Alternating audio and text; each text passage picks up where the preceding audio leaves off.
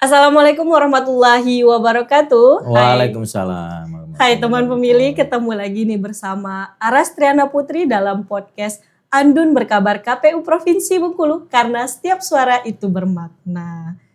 Teman pemilih, kali ini adalah episode yang sangat spesial nih.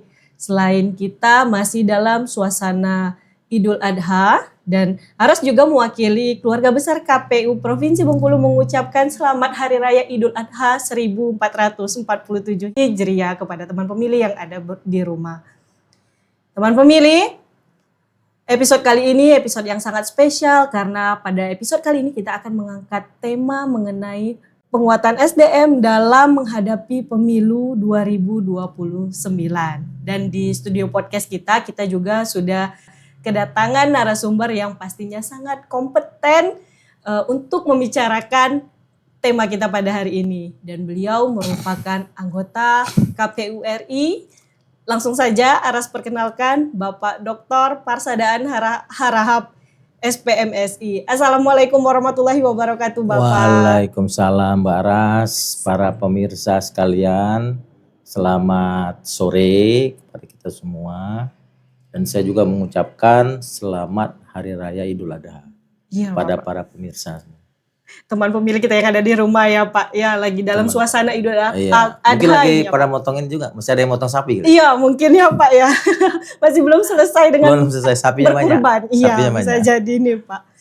Nah suatu kehormatan nih Pak bagi Aras bisa langsung berbincang-bincang dengan Bapak di studio podcast Andun Berkabar nih Pak. Bagaimana nih Pak kabarnya hari ini setelah berkurban nih?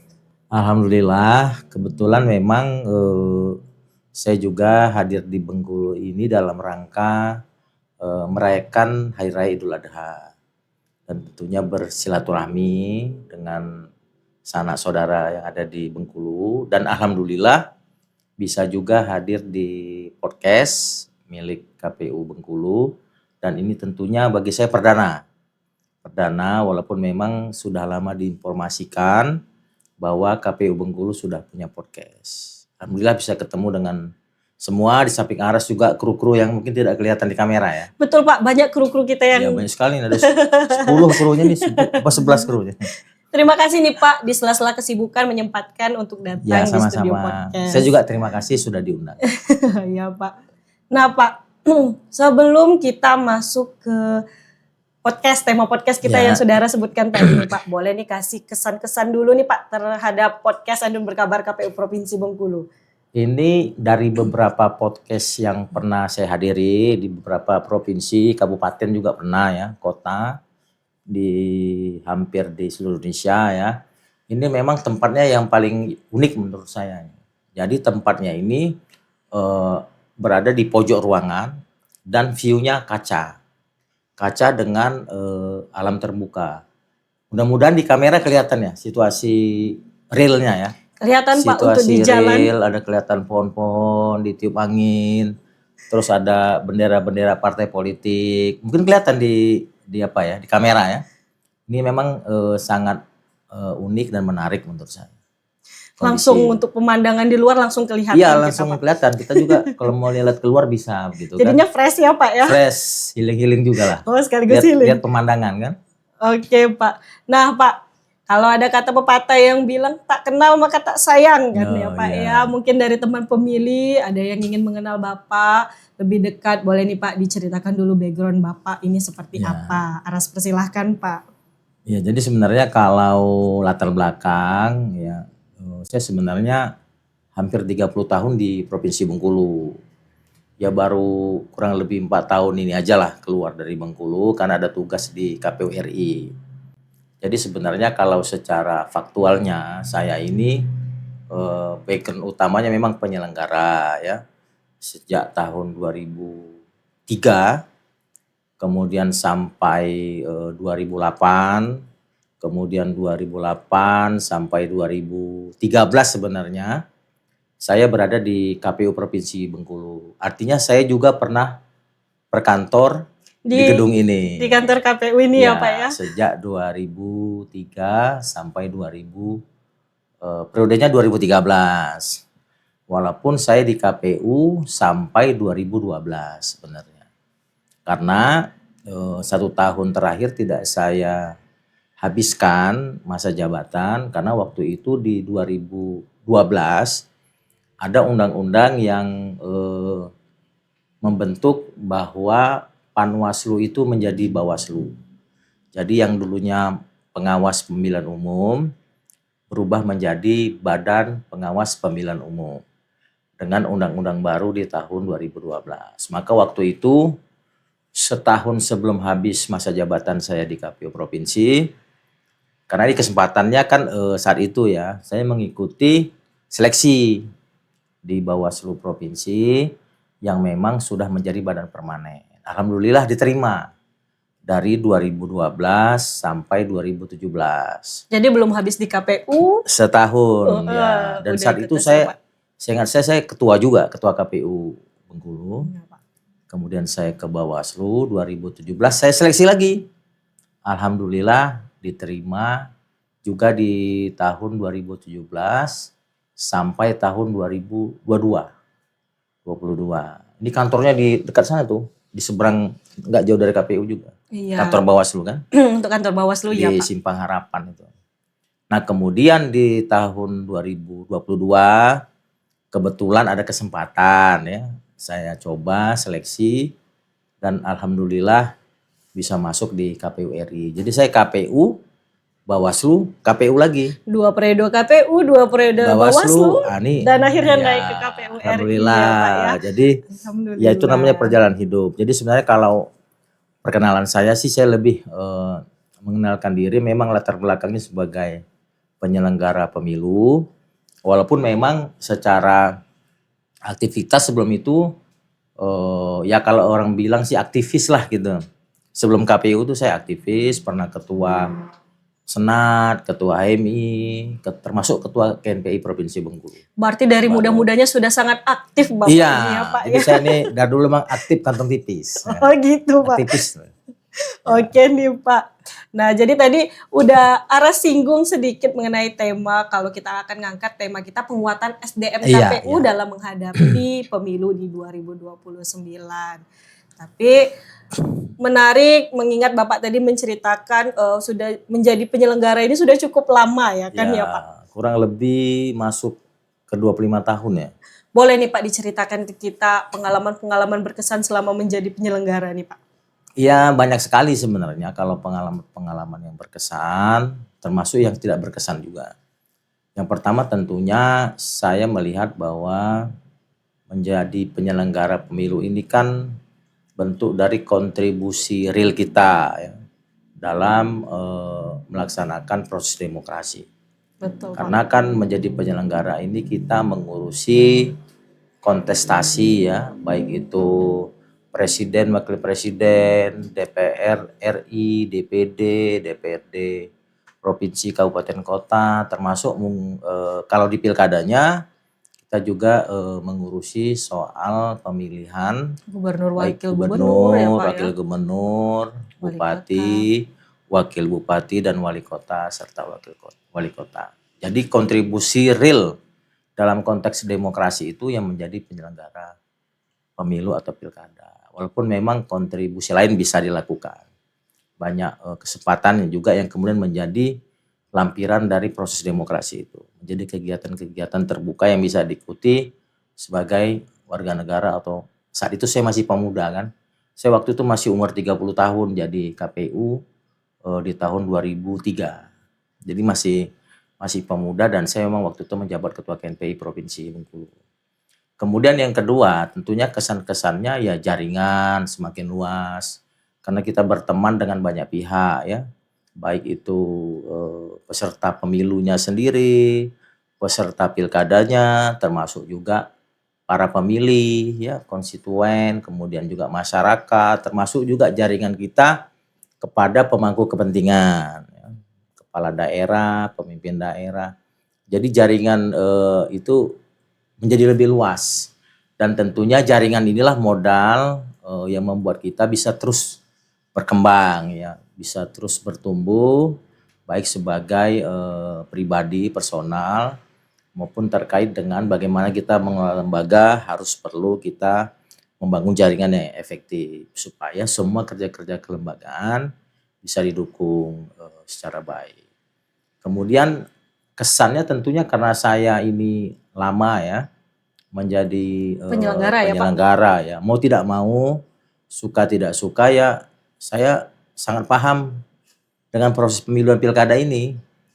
Jadi kalau misalkan mungkin sebagian orang mungkin perlu banyak adaptasi, belajar, saya mungkin bisa langsung running well gitu. Karena memang udah menjadi apa namanya? Passion kali ya Pak? Ya habitat ya, passion ya. Passion iya, lebih ke passion kali ya mungkin Pak? Ya passion, kalau istilah anak sekarang itu passion ya. Iya. Passion kita, dan itu memang juga sangat membantu untuk kita bisa menghadapi masalah-masalah, tantangan-tantangan yang harus kita hadapi dalam konteks penyelenggaraan pemilu dan pilkada. Nah, ini menyangkut bagaimana kita juga bisa menjalankan semua regulasi, dan memang yang paling terpenting dalam menjadi penyelenggara ini adalah bagaimana kita harus menjaga integritas. Jadi kalau gaya, style itu bisa mengikuti arus. Tapi kalau yang namanya integritas itu prinsip, harus teguh batu karang. Kira-kira gitu. Jadi itu kesan-kesan yang saya dapatkan, termasuk memang ya yang kemudian juga walaupun ini tidak harus dijadikan semacam apa namanya catatan yang penting ya, tapi saya menyampaikan juga memang menjadi penyelenggara ini karena kontraknya di undang-undang itu harus bekerja sepenuh waktu, maka memang harus kita akui ya waktu agak banyak berkurang dengan keluarga. Jadi ada yang dikorbankan ya Pak? Iya, dalam tanda kutip dikorbankan. Misalkan begini, anak saya itu pernah bertanya papa ini kerja apa gitu. Saya bilang, maksudnya ini gimana? Karena dia sama teman itu diskusi, papanya pergi pagi pulang sore, karena orang kantoran kan. Ya pegawai negeri lah gitu. Tapi kan ditanya, dia diskusi sama teman itu, waktu masih kecil anak saya itu, nanya, papa ini kerja apa sih sebenarnya? Kalau nggak kayak papa teman gitu. Ya, pergi pagi, pulangnya bisa pagi lagi, kira gitu kan. Masih seperti ada lagunya itu, pergi pagi pulang pagi. Pulang pagi dari armada tuh ya dan Pak. Dan itu juga kena di PNS yang di KPU. PNS di KPU juga iya memang beda dia.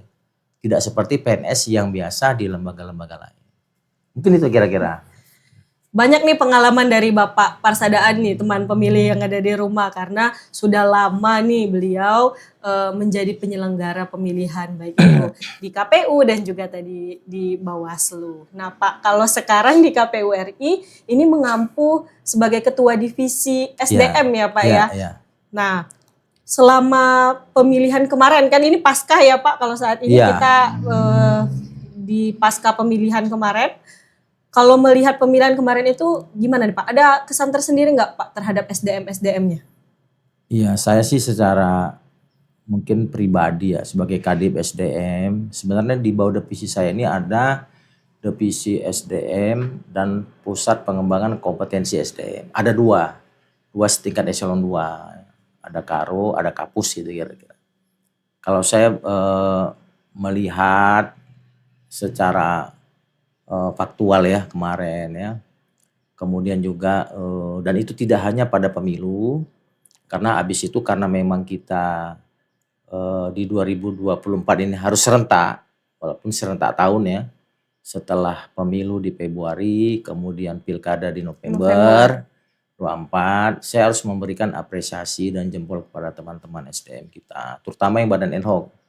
Luar biasa kinerja mereka, sehingga kemudian ukuran utamanya adalah karena mereka bekerja dengan sepenuh waktu, kemudian dengan komitmen yang tinggi, dedikasi yang besar, dan menegakkan profesionalisme dan integritas, maka saya meyakini pemilu bisa dilaksanakan tepat waktu pada tanggal 14 Februari 2024 dan pilkada bisa dijalankan tepat waktu pada tanggal 27 November 2024. Ini semua karena keberadaan SDM yang telah melaksanakan semua tanggung jawabnya secara optimal.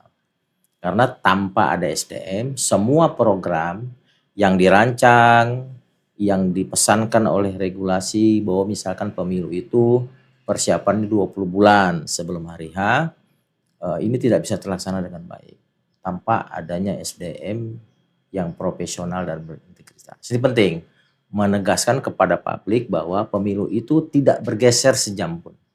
Dilaksanakan tepat waktu, buka TPS jam 7 dan ditutup pada pukul 13 siang. Itu terlaksana di semua TPS. Kecuali TPS-TPS yang memang secara konkret ada kendala menyangkut misalkan cuaca, kondisi di lapangan, banjir, hujan deras, badai, sehingga beberapa TPS memang agak sedikit ya berubah jamnya, tapi kemudian bisa dilaksanakan semuanya dengan baik, sehingga kata kuncinya rekapitulasi pemilu secara nasional di tanggal 20 Maret itu bisa dilakukan. Nah, saya memberikan apresiasi kepada jajaran SDM kita, tidak hanya badan ad hoc, komisioner, KPU provinsi, kabupaten kota, termasuk teman-teman di sekretariat ya, Pak Staris provinsi dan jajaran, sekretaris KPU kabupaten kota dan jajaran, sampai PPK, sampai ke badan ad hoc yang paling bawah, termasuk Pantarli, itu semua SDM. Semua SDM menurut saya sudah melaksanakan tugas dan fungsinya secara optimal. Ya, kalau kita bicara SDM KPU itu banyak ya Pak, 5 juta Itu lebih, yang hampir ad hoc, 6 ya. ya. Itu yang ad hoc ya Pak ya. Nah sementara di masa-masa pasca tahapan ini seringkali masyarakat di luar ini sering beranggapan bahwa KPU itu tidak ada kerjanya. Itu Ya. gimana nih Pak? Bapak menanggapin itu sendiri nih Pak? Ya, itu kan sebenarnya pandangan stereotip ya di masyarakat. Dan kita harus memahami bahwa kan tidak semua masyarakat juga paham bahwa sesungguhnya pasca pemilu dan pilkada, kita sebagai lembaga penyelenggara itu bukan mendadak. Istilahnya kalau istilah sekarang tuh gabut ya istilahnya. Tiba-tiba ya Pak ya? Kayak nggak ada kerjaan gitu. Nah, pasca pemilu dan pilkada, sebenarnya undang-undang masih memberikan tanggung jawab. Ada norma dan pesan yang harus kita laksanakan ya, pasca pemilu dan pilkada. Pasca tahapan. Pertama terkait dengan pemutahiran data pemilih berkelanjutan. Ini bahasa undang-undang, perintah undang-undang. Itu semua harus dikelola. Kegiatan itu, tahapan itu. Dan itu butuh juga semangat dan komitmen yang tinggi dari teman-teman. Tapi mungkin bisa jadi ini tidak terlihat secara nyata di masyarakat karena mungkin hiruk pikuknya berbeda dengan waktu pelaksanaan tahapan. Iya, betul, Pak. Tahapan pemilu dan pilkada. Kemudian kita juga masih punya tanggung jawab untuk melakukan pengelolaan arsip, retensi arsip, mengelola arsip-arsip yang mungkin selama tahapan pemilu dan pilkada kurang bisa kita tata kelolakan dengan baik. Nah, pasca pemilu dan pilkada ini harus kita urus. Sehingga arsip-arsip yang merupakan data-data penting pemilu, data-data strategis pemilu pilkada ini bisa dipakai juga pada kepentingan yang lebih luas. Tidak hanya kepentingan pemilu, tapi mungkin misalkan untuk kepentingan akademik, penelitian, kepentingan ilmiah, kepentingan sosialisasi dan lain sebagainya. Ini juga harus kita kerjakan. Kemudian melakukan evaluasi. Karena pemilu ke pemilu selanjutnya itu sebenarnya nggak terasa. Ini aja sudah di 2026 pertengahan tahun kan. Betul Pak. Nah kalau misalkan ya. Tapi kita berharap ada revisi ya. Ini lagi dibahas oleh pembuat undang-undang. Dalam hal ini DPR dan pemerintah. Mudah-mudahan bisa selesai cepat waktu. Ada perubahan undang-undang. Tapi kalau misalkan masih memakai undang-undang yang 2017, itu tahapan ada 20 bulan. Ada 11 tahapan yang harus sudah dimulai, ditarik mundur 20 bulan ke belakang.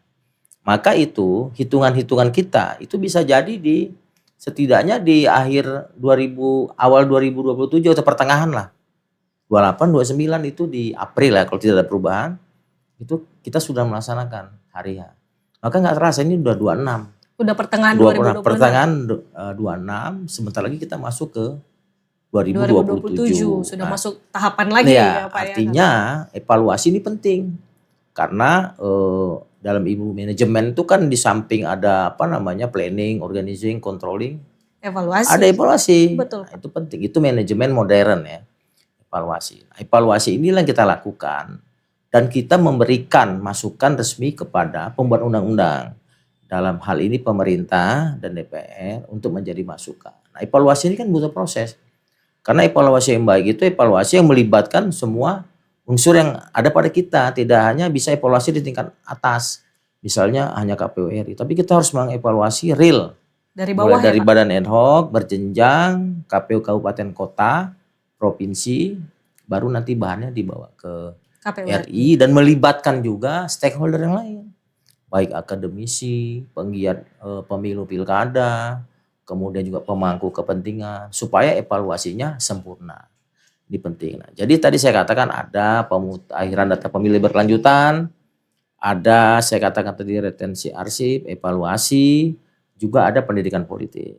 Ini penting juga. Pendidikan politik ini juga menjadi tanggung jawab KPU untuk bisa memberikan pencerahan kepada masyarakat, terutama di segmen pemilih pemula atau teman-teman kita, adik-adik kita yang baru akan memilih. milenial Iya, atau yang Gen Z, Gen Z ya Gen Pak Z, ya. ini kan. Ini penting karena memang di komposisi pemilih secara nasional itu mereka hampir 40 jutaan. Dan ini sangat menentukan masa depan demokrasi dan masa depan pemilu dan pilkada di 2029. Nah, ini siapa yang bisa menggarap ini? Salah satunya kita sebagai penyelenggara pemilu. Makanya kita punya beberapa program dan teman-teman mungkin provinsi kabupaten juga melakukan ya. Masuk ke sekolah-sekolah, melakukan sosialisasi ya. Kemudian juga membuat program-program yang ramah terhadap generasi muda. Kemudian yang juga berbasis teknologi, karena kita tahu generasi muda ini hari ini pegangannya kan teknologi. Gadget ya. Kalau nggak pakai itu kayaknya kurang kena gitu kan. Nah, tapi apakah kita bisa masuk ke sana? Tergantung bagaimana kita mengelola program itu sehingga menarik bagi mereka dan ada dampak. Ini juga menjadi tanggung jawab kita. Jadi sebenarnya kalau masyarakat paham, bisa melihat ya, bahwa sebenarnya KPU itu pasca pemilu dan pilkada nggak boleh nganggur. Memang tidak nganggur sebenarnya, melakukan kerja-kerja itu. Jadi kalau dulu di pemilu pilkada itu penyelenggara dilarang sakit, pasca pemilu pilkada juga penyelenggara dilarang sakit. tetap dilarang sakit. Dilarang sakit, karena kan bekerja sepenuh waktu, walaupun mungkin ya remnya gasnya agak pelan-pelan dikit, tapi tetap gitu. Mesin tidak boleh mati, tetap hidup untuk menyongsong pemilu yang akan datang di tahun 2029. Kira-kira demikian. Banyak tahapan-tahapan sebenarnya ya. Ya sebenarnya itu kalau mau diturunkan, kemudian dikembangkan itu banyak, termasuk SDM. SDM ini harus selalu mengupgrade kemampuan, kompetensinya. Karena saya katakan tadi, masyarakat meminta pemilu yang berikutnya harus naik kelas, lebih baik. Betul. Baik dari segi kualitas proses ya, maupun kualitas hasil. Nah, ini tidak bisa kalau tidak ada upgrade. Upgrade terkait dengan kompetensi yang ada di SDM. Nah Pak, tadi juga sudah disinggung kalau kita itu kerjanya dari pagi ke pagi lagi ya kan ya Pak. Nah, tentunya berpengaruh terhadap kesehatan ya Pak. Betul.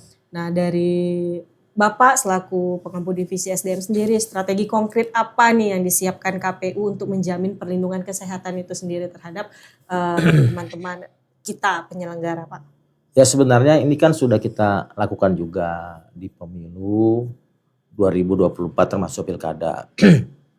Kita kan punya beberapa program yang itu memberikan motivasi juga, jaminan kesehatan kepada teman-teman. Karena kan bekerja sepenuh waktu ini konsekuensinya memang kesehatan. Kesehatan menjadi taruhan. Makanya saya kira yang sudah dilakukan di 2024 harus lebih diperbaiki lagi, ditingkatkan. Misalkan pengoptimalan terkait dengan penggunaan BPJS ya. Baik itu BPJS tenaga kerjaan maupun kesehatan. Ini penting. Karena terutama teman-teman yang ad hoc ini banyak ini. Jadi mereka itu ketika meninggalkan rumah itu tenang, keluarganya juga tenang. Karena setidaknya baik suami atau istri yang menjadi KPPS sudah ada jaminan. Karena kita kadang-kadang kan gelisah kalau ketika kita sakit tidak ada jalan Ada keluar, jaminan. ya jaminan untuk kemudian mengcover ya jika ada cost yang muncul. Karena memang menjadi penyelenggara terutama badan ad hoc karena dia bekerja di lapangan itu memang risikonya lebih besar. Mungkin kalau kayak kami di RI ini ya tidak bersentuhan dengan stakeholder pemilih ya termasuk peserta secara langsung. Tapi mereka kan bersentuhan itu. Ke masyarakat Ada yang kemungkinan ya, ada risiko-risiko yang mungkin tidak kami hadapi sebagai pimpinan di Jakarta. Tapi teman-teman di bawah ini kan luar biasa. Nah, kemudian juga memang kita kan menerapkan juga memang, dan ini saya kira bisa juga di 29, walaupun memang harus dilengkapi, disempurnakan terkait dengan syarat umur. Umur kan kita batasi jangan terlalu tua ya begitu ya, karena memang mohon maaf lah, mungkin kalau yang udah tua ini kan ada komorbid. Nah, kalau yang lebih muda mungkin lebih kita harapkan ya lebih sehat, walaupun kadang-kadang anak muda juga sekarang kan pola hidupnya iya. ya agak Dari kacau juga kan. pola-pola hidup, makan Ya, ya Pak ya. makan segala macam kadang-kadang udah kena juga penyakit Iya, orang tua kan. betul. Tapi kita menerapkan syarat kesehatan yang ketat. Pertama terkait dengan diabetes. Kemudian kolesterol serta darah tinggi. Kalau di pemilu sebelum-sebelumnya itu hanya menjelaskan pada satu syarat itu dan menerangkan bahwa diri dia sehat. Kalau di 24 kemarin, di pemilu 24 itu kita minta ada surat keterangan yang jelas dari rumah sakit atau setidaknya puskesmas. Ini juga membantu ya, membantu untuk mengurangi hal-hal yang tentunya tidak kita inginkan. Kemudian selanjutnya sebenarnya saya berharap ada semacam asuransi ya. Asuransi, tapi memang dari sisi regulasi itu belum support. Tapi kenapa tidak di 29 mungkin ini bisa diterapkan. Bisa Dengan dimunculkan. membayarkan premi tertentu, teman-teman bisa mendapat asuransi seluruh penyelenggara, seluruh SDM, baik yang ada di komisioner maupun di sekretariat, termasuk sampai ke badan ad hoc. Karena memang resiko-resikonya itu luar biasa sekali untuk teman-teman. Jadi kalau ada jaminan, insya Allah mereka bekerja tenang, kemudian bekerjanya fokus. Keluarga yang ditinggal juga Keluarga tenang ya Pak. tinggal juga, misalnya nggak setiap, bukan istri telepon suami kan, Pak gimana Pak, sehat Pak gimana sehat, kan pening juga kan suaminya Betul, telepon. Pak. Karena mungkin ada komorbid kan, atau ada penyakit, kan keluarga tahu tuh. Mudah-mudahan kalau ada itu, insya Allah bisa lebih tenang. Termasuk juga kemarin kita menerapkan, tapi memang belum semua. Saya berharap di 29 ini pemilu, di 29 atau pilkada setelah pemilu misalkan, itu bisa juga dibuat posko-posko kesehatan. Kalau dulu itu ada, tergantung pemerintah daerahnya yang responsif itu setidaknya menyiapkan tenaga medis, tenaga kesehatan di TPS atau setidaknya di desa kelurahan dengan fasilitas ambulan. Jika ada apa-apa langsung bisa dibawa ke rumah sakit. Itu ada juga yang men-standby-kan tenaga-tenaga kesehatan. Tapi ini memang kemarin belum tercover di APBN. Jadi lebih kepada respon dari pemerintah daerah yang kita koordinasikan dengan Mendagri. Tapi memang kemarin tidak semua. Mungkin ini menyangkut kondisi anggaran daerah atau ruang fiskal yang sempit di daerah. Tapi menurut saya ke depan untuk membuat penyelenggara itu bisa lebih tenang bekerja, saya kira nggak masalah. Kalau nanti misalkan di undang-undang dibunyikan ada fasilitas kesehatan terdekat di TPS-TPS yang menyelenggarakan pemilu dan pemilihan. Ini hal-hal yang menurut saya harus kita lakukan penyempurnaan dari tahun 2024 sehingga pemilu 2019 banyak penyelenggara kita yang mendapat musibah itu bisa kita kurangi dan alhamdulillah memang jauh berkurang. Bahkan sampai meninggal kalau 2019. Ya itu musibahnya begitu kemarin sampai yang ya, paling Pak. ekstrem itu meninggal. Demikian. Jadi banyak nih ya Pak kiat-kiat dalam memupuk untuk SDM kita ini jadi lebih baik lagi nih. Iya, Pak, ya. iya. Nah, mungkin Pak di sesi-sesi penutup kalau Aras sih masih nyaman-nyaman aja nih. Ya sama saja nyaman. Berbincang Tapi dengan atau Bapak. kru-kru nyaman nggak? Iya, berdiri situ? kru-kru. Kalau kita duduk nyaman aja. Dan kita dibatasin juga oleh waktu nih Pak ya. Iya.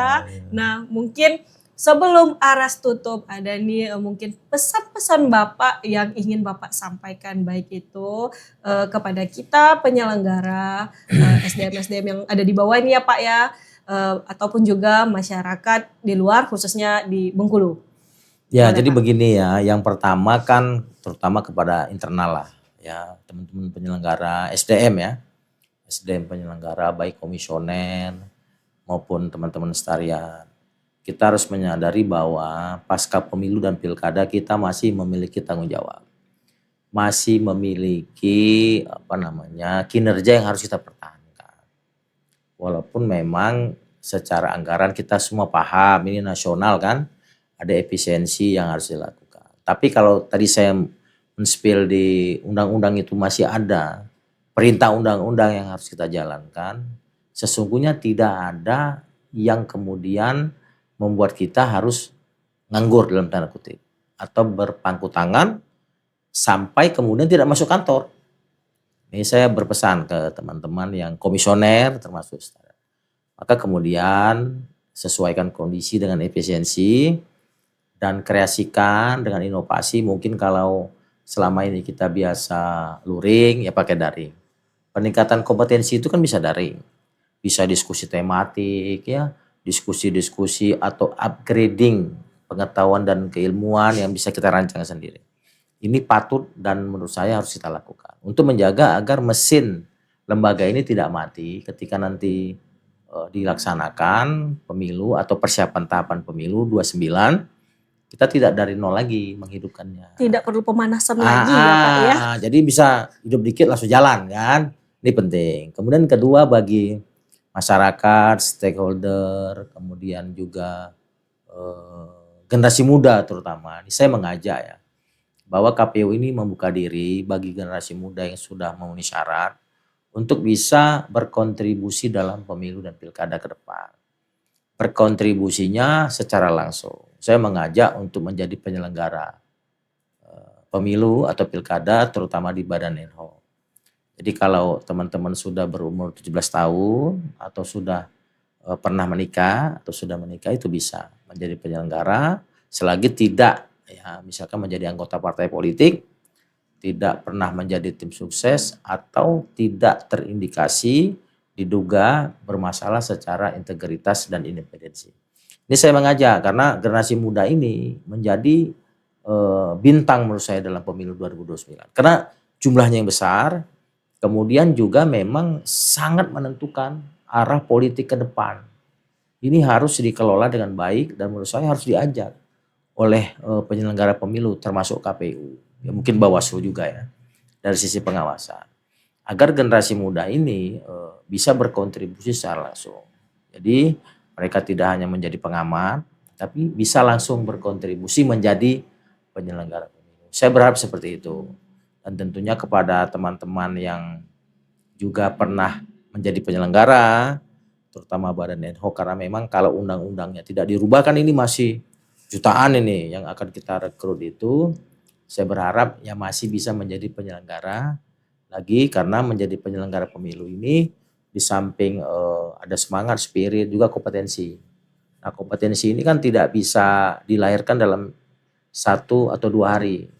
Jadi kalau teman-teman masih punya minat bakat, keinginan berkontribusi, saya mengajak, terutama yang sudah didata di Siakba itu, bisa ikut serta lagi menjadi penyelenggara pemilu atau pilkada ke depan.